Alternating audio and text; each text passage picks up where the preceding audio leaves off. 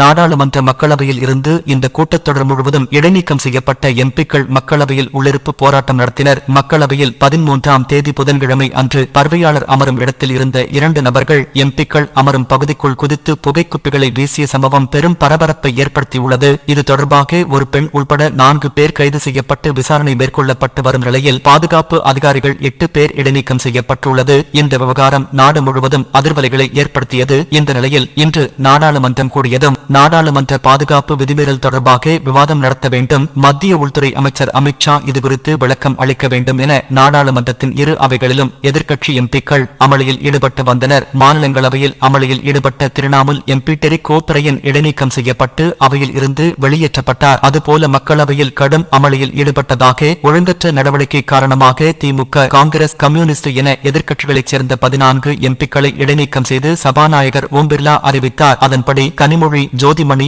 வெங்கடேசன், மாணிக்கம் தாகூர் மற்றும் பென்னி பெனன். இதையடுத்து தொடர் அமளி காரணமாக மக்களவை நாள் முழுவதும் ஒத்திவைக்கப்பட்டது. எம்பிக்கள் இடைநீக்கம் செய்யப்பட்டதற்கு மற்ற எதிர்க்கட்சி எம்பிக்கள் கடும் எதிர்ப்பு தெரிவித்து வருகின்றனர். இதையடுத்து மக்களவையில் இடைநீக்கம் செய்யப்பட்ட எம்பிக்கள் மக்களவை உள்ளே அமர்ந்து உள்ளிருப்பு போராட்டத்தில் ஈடுபட்டனர்.